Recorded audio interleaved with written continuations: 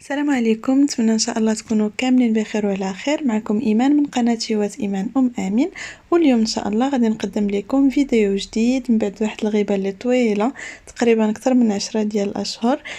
كنشكر بزاف البنات اللي كيسولوا فيا دائما وكيطلبوا باش نرجع معكم بوصفات جديده اللي كلشي كيقولوا لي انهم كيستافدوا منها بزاف. فكنتمنى ان شاء الله تكون هذه عوده ميمونه ونقدر نستمر معكم في الوصفات. ما نطولش عليكم بزاف ونشوفوا مباشرة لا فيديو.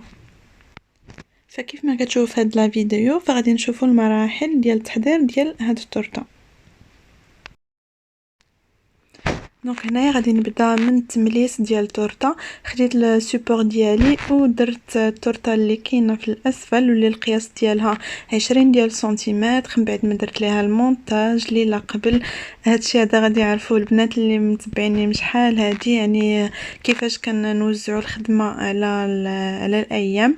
فالمونتاج كنديروه ضروري واحد الليله من قبل، خصوصا الا كنا خدامين بالكاناش ديال التغليف، انها ضروري خصها شويه ديال الوقت باش كتقبط راسها مزيان، عكس لا كريم او بوغ ولا كريمه الزبده اللي كنقدروا نديروا المونتاج واحد ساعتين 3 سوايع من قبل، ماشي مشكل. المهم هنايا ما كنت صورت معكم لا فيديو كامله، لانني كنت مصوره لا جينواز بوحديتها، مصوره لي ديتاي ديال لا غاناش بوحديتهم. دابا ما غنوعدكم صراحه بحتى شي حاجه في هاد لا فيديو، انا بغيتها تكون غير عودة ديجا، يعني واحد الخطوة باش نقدر نرجع معكم. وان شاء الله ربي يقدرني وإلا بقيتوا معايا حتى نتوما ودعيوا معايا باش نقدر نستمر معكم ونحاول نوصل لكم يعني بزاف ديال الحوايج ان شاء الله، ونقدر ندير بزاف الحوايج اللي ما نقدرش نقولهم دابا وما نديرهمش من بعد. دونك هنايا كي قلت لكم من بعد ما درنا المونتاج وكل شيء خلينا الحلوه واحد الليله في الثلاجه. فهنايا شاركت معكم غير التمليس ديالها بلا غاناش بالطريقه اللي شفتوا في الحلوه الاولى اللي كان ملسها مباشره فوق السيبور ديال الحلوه ديالي. وبالنسبه للطبقه الثانيه فكندير ليها واحد السيبور ديال الكارطون كيكون كبر منها شويه، تقريبا بواحد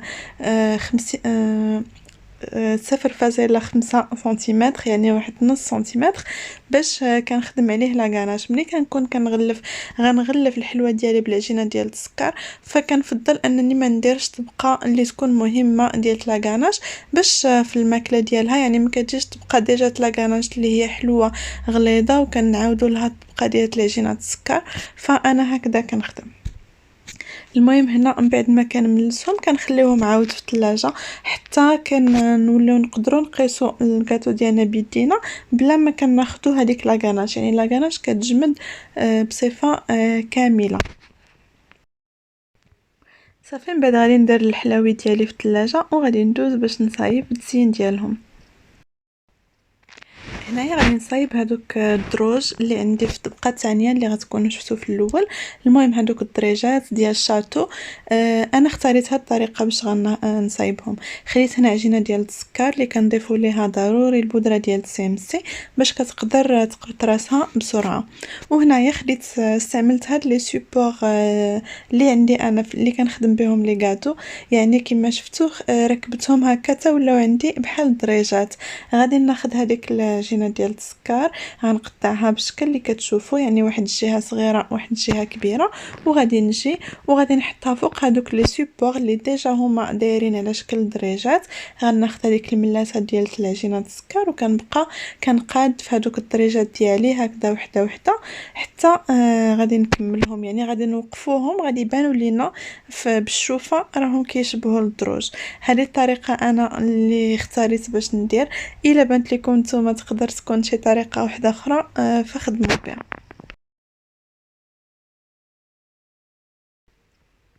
من بعد غادي ناخد نفس العجينه ديال السكر اللي بديت بها الخدمه، غادي نسرحها عاود وغادي ندير هادوك الجنيبات ديال الدروج، يعني جوج ديال المستطيلات هكذا طوالين اللي غادي نديرهم باش نخليهم حتى هما يقبطوا راسهم باش يوليو قاصحين ويسهلوا عليا الخدمه. من بعد غادي ندير كذلك هذاك لو سيبور اللي غادي نحط فوقه من بعد هذوك الدريجات، يعني تقريبا بنفس القياس ديال هذاك اللي درت في الاول. غادي ندير فيه، غادي نلصق فيه هادوك العويدات اللي غادي نشدو بهم من بعد الدروج في الكاطو، وغادي نخليه حتى هو يقبط على خاطرو. يعني هذا الشيء ديال التزيين راه شحال ما صايبناه قبل ما كتوقع عليه حتى شي حاجه، وفي نفس الوقت كياخد الوقت الكامل باش كيقصحوا لينا مزيان. باش كنبغيو نلصقوا داكشي مع بعضياتو كتجينا ساهل.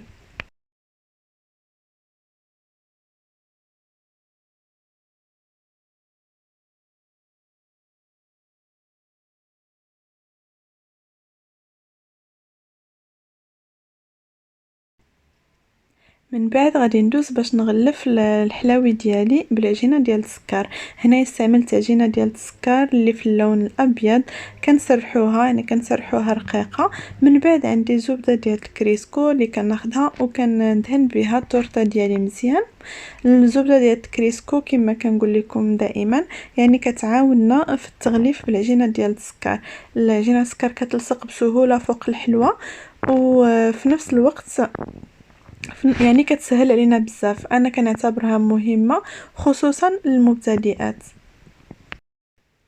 وبالنسبه للتغليف فانا غنخليكم تشوفوا لا فيديو، راه الطريقه موضحه.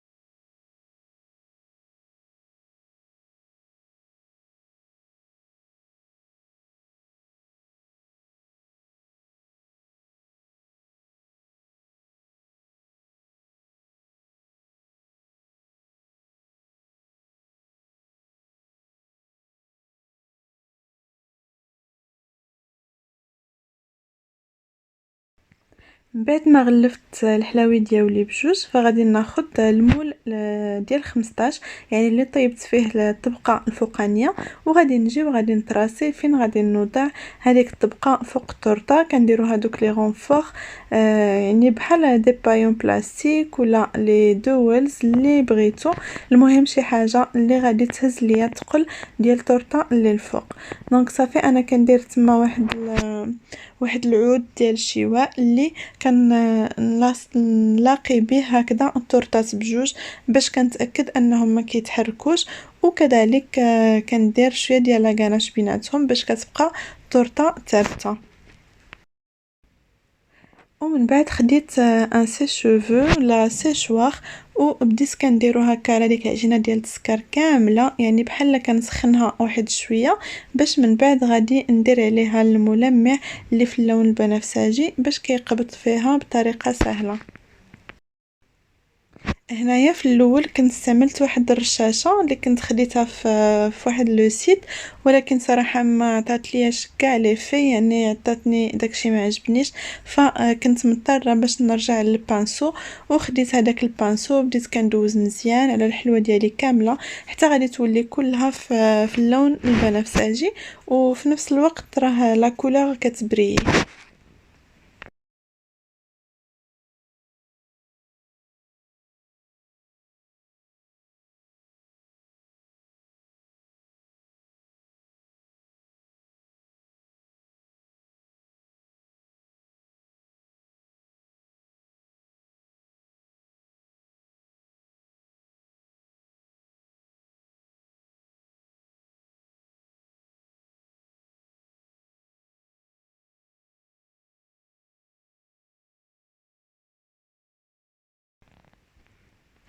وهنايا غادي نصايب وريضات اللي عندي في التزيين، فوريضات اللي كانوا عاديين ماشي شي حاجه اللي مخدومه مزيان، لان هكذا كانوا مطلوبين مني، يعني في التورته اللي بغات السيده كانوا الوريضات ديالها بحال هكا دي غوز عاديين ماشي مخدومين لي بيتال ديالهم.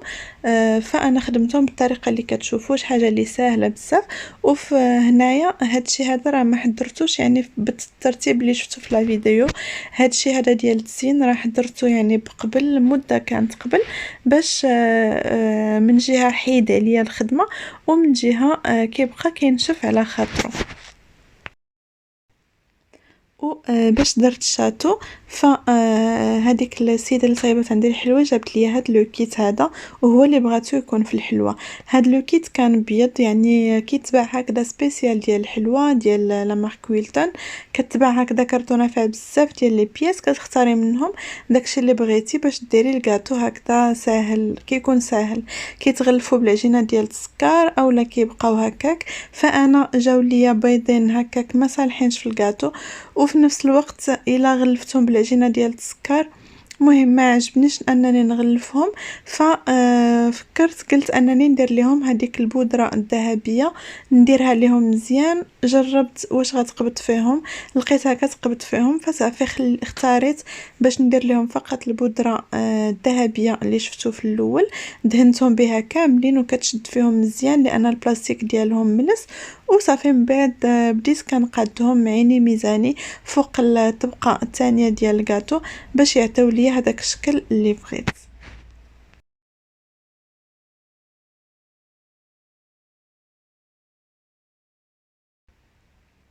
من بعد في لا فيديو بان ليا بلي نقصت المراحل في التصوير، فهنايا خديت هذوك الدروج اللي كانوا وجدوا في الاول، كنت حطيتهم فوق هذاك السيبور اللي كنت درت ليه لي باتوني، ودرت ليهم هذوك الجنيبات ديالهم. بصراحه ما عرفتش فين مشات ليا هذاك المقطع. المهم من بعد كنجيو كنخشيو غير هذوك لي باتوني في التورته اللي لتحت باش كنوقف هذوك الدريجات ديالي. وصافي التزيين ديال التورته يعني واخا كتبان شارجي، راه كان داكشي ديالها ساهل ماشي شي حاجه اللي صعيبه. صافي كملت التزيين ديالها بهذوك الضفيرات ديال العجينه ديال السكر، بالصوره ديال البنوته كذلك هكا لي بيرل دايرين عليها. المهم كلشي غادي تشوفوه في لا فيديو باين وموضح، يعني التزيين اللي بقى كله مستعمل غير بمولات ديال لي سيليكون اللي متواجدين. ومن بعد اي حاجه ضفتها بالعجينه ديال السكر راه غادي نصبغها بالصباغه الذهبيه.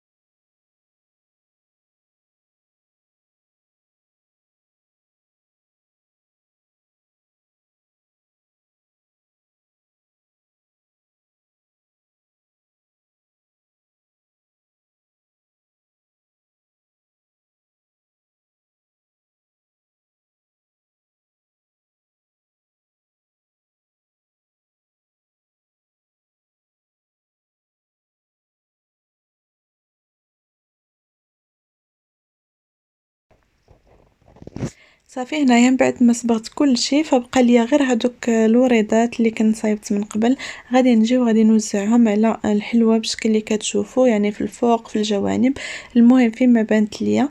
من بعد ما كنصبغوا هذاك داك التزيين اللي درنا باللون الذهبي فشكل ديال التورته سبحان الله العظيم كله كيتبدل، يعني كتولي كتبان لينا زوينه. وهنايا من بعد ما تزينات ومهم فيما بانت لي خاصة هكذا شي وريضة ولا غتقدر دير شي اضافة فكنزيدها.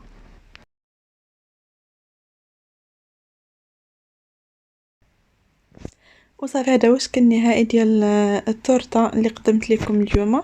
واخا كتبان لكم في الشوفه الاولى يعني كتعطينا لامبرسيون انها شي حاجه صعيبه وهادي، ولكن لا كانت شي حاجه فريمون اللي ساهله، غير هكذا شويه ديال لي ديتاي ما كانش فيها بزاف ديال الخدمه.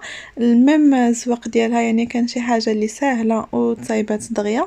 فكنتمنى تعجبكم، نتمنى تكونوا استفدتوا منها شي حاجه. وإلا عجبتكم لا فيديو فكنتمنى تشجعوني وتدعموني باللايكات، كذلك بتعليقاتكم زوينين، بالبارتاج، ودعوا معايا كذلك باش نقدر نستمر ان شاء الله معاكم. وهنايا غادي نكون وصلت لنهاية الفيديو، نتمنى نكون كنت خفيفة عليكم، ونقول لكم نتلاقاو ان شاء الله في فيديو قادم. خليتكم على خير، بسلامة.